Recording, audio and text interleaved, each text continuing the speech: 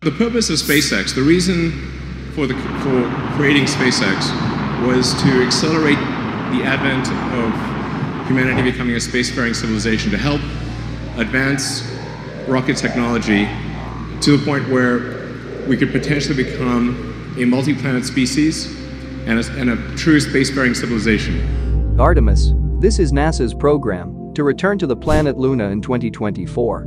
The launch vehicle has been defined for a long time. This is the SLS, the spacecraft for the flight to the moon and return to Earth, Orion.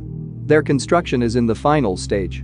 But the lunar landing module was in the process of being selected. NASA decided to use its successful experience of attracting private firms to develop rockets and ships for the ISS. So last May, NASA announced 3 contracts to develop lunar landing systems that will allow the next man and the first woman to land on the moon in 2024 as part of the Artemis program. Selected companies: Blue Origin, Dynetics, and SpaceX.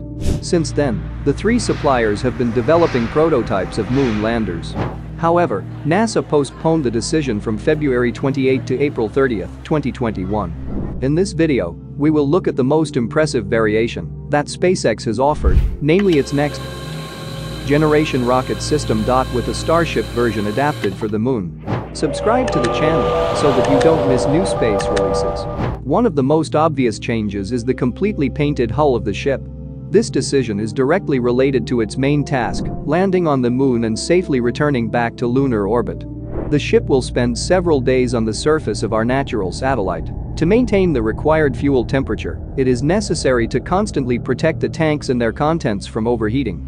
Coating the hull with white paint will increase its reflectivity compared to the shiny steel hull of the Starship. Perhaps the main feature is that the Lunar Starship is able to carry several times more equipment than the development of competitors. In addition, this ship is probably the only system capable of adequately delivering large base modules or materials for its construction to the surface of the moon in any adequate quantities, given that each cargo ship will have to be launched anew and the old ones will have to be left on the surface of the moon. The payload is similar. It's about 100 metric tons. That's 100 metric tons to, well, actually technically 100 metric tons to all the way to Mars. The changes also affected the landing technology. This part of the mission is one of the most critical, as the fate of the ship and the astronauts depends on its success. In this case, SpaceX will have to abandon the use of powerful Raptor main engines. And then this is the Raptor engine. When landing, they could significantly deform the surface at the landing site, form a crater, and make it difficult for the ship to land. Therefore, instead of the jet thrust of the Raptor engines, the landing engines will be used, which are located in the middle part of the ship.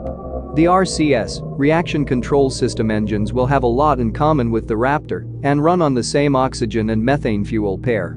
Lunar Starship is, in fact, a station plying between the orbits of the Earth and the Moon, landing on its surface, while not requiring the existence of any additional infrastructure in the orbit of the Lunar Crew Delivery Systems, Orion. This significantly reduces the associated costs. This mission, we expect people will go further than any human has ever gone from planet Earth. So I think this will be very exciting for people to tune in and watch this and enjoy it vicariously.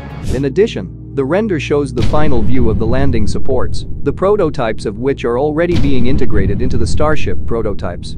Another distinctive feature of Starship Lunar is the visual similarity of its head part to the Crew Dragon ship. Perhaps its design also includes Draco engines and a docking adapter.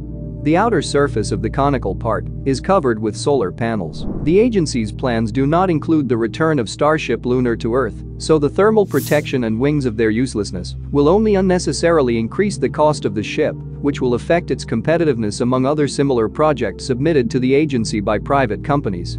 The prospect of participating in the lunar program justifies all these decisions. Cooperation with NASA specialists and the provided funding cannot but affect the success of the Starship program, the ultimate goal of which is to ensure a sustainable human stay on Mars.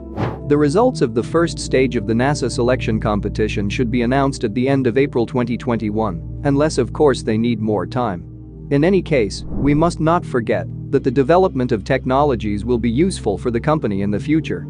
It's really intended as an interplanetary transport system that's capable of getting from Earth to anywhere in the solar system as you establish propellant depots along the way.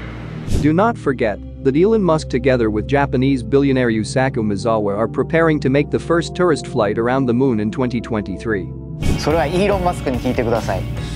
Yes, I'm highly confident that we will have reached orbit many times with Starship before 2023, and that it will be safe enough for human transport by 2023. It's looking very, very promising. Yeah, I think for sure anyone who is interested in joining on this mission, I think they'll love it. This will be historic and I think very fun and interesting and inspiring and exciting. Great.